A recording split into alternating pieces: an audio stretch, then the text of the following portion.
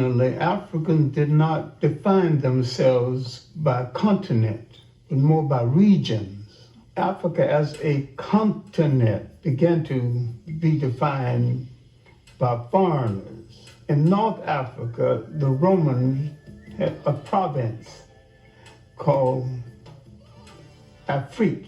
The word became Africa. The history, both known and hidden, of the land where time began has been a primary focus of Dr. Clark's scholarship throughout his long career. The concept of social order, the concept of an organized society came out of Nile Valley civilization before there was any other society that has been known to man functioning any other place in the world. The significance of Nile Valley civilization is that it was that civilization that set a standard of performance untouched by the other civilizations of the world. And people are reluctant to give an African credit for a creation that happened in Africa. They also forget that the Nile Valley stretches 4,000 miles into the physical body of Africa, and that it was the world's first cultural highway. For centuries, Eurocentric scholars had rejected the idea that the mighty Egyptian empire was in fact created and maintained by Black Africans. The concept that Western civilization was the product of non-white intelligence, imagination, technology, and spirituality was unacceptable, both psychologically and politically. A brilliant Senegalese scholar and scientist would shake, and many say topple, the very foundation of that conventional wisdom. His name was Cheikh Anta Diop. His research was brought to the attention of the English-speaking world through the efforts of his longtime colleague and friend. I was wondering why his books had never been published in the United States. He said there was no publisher's interest in his books. It took me 7 years to interest the publisher in the books of Cheikh Anta Diop. Diop's disciples refer to him as the Pharaoh of the Upper Nile. You must be strong enough and serene enough de voir les faits historiques to see the historical facts et de les interpréter and correctement. to interpret them.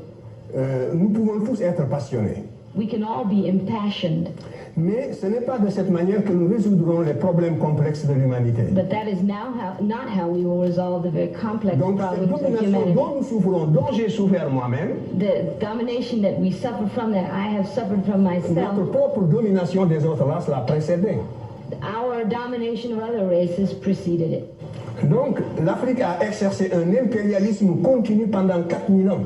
For 4,000 years, Black Africa had an imperialism. Toute l'Afrique occidentale était conquise et était justement sous la domination noire. All of Western Asia was under the domination of blacks. On n'aurait pu jamais penser à cette époque-là que la situation pourrait un jour être renversée. And at that time, no one would ever have dreamt that the situation could be reversed. C'est pour ça que l'étude de l'histoire nous redonne la sérénité pour apprécier les faits et les relativiser. This is why the study of history gives us the serenity required to appreciate the facts as they are. In 1974, he would challenge the major scholars of the world on the concept of Egypt not being anything other than an African state. In the conference on the peopling of Egypt, leading scholars of the world met and debated. Most of them wanted to put Egypt's origin outside of Africa.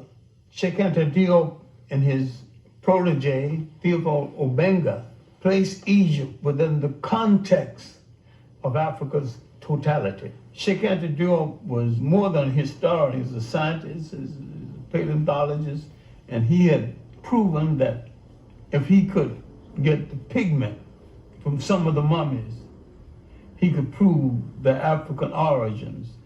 All the rest of the conferees came just to disagree, and when it was all over, they had to admit these two men came prepared to prove their case. At that point, they began to close the door to the researcher, Sheikh Anta Diop.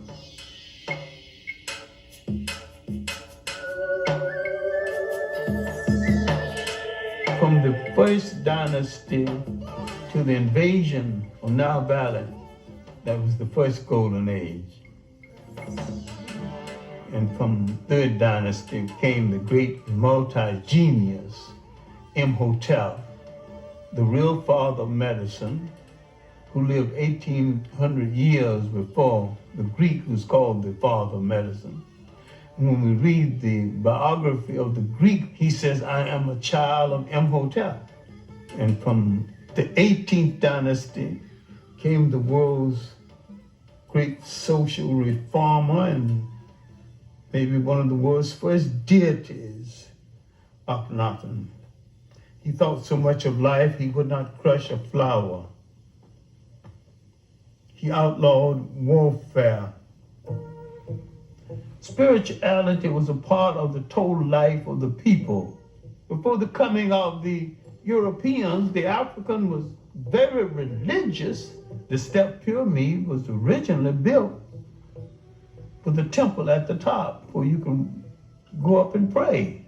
This relates not just to the glorification of a pharaoh, but the spiritual outpouring of a people. This is what made the civilization of the Nile so great.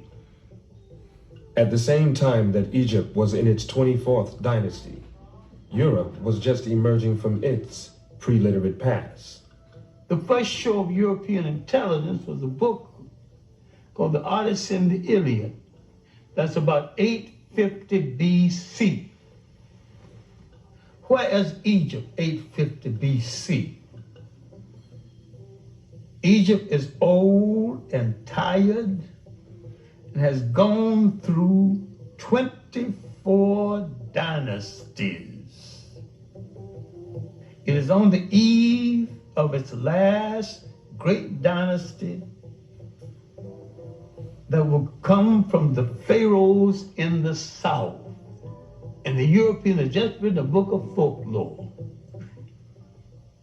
Just south of Egypt lies another highly evolved black society, the Nubians. Their civilization thrived for some 3,000 years.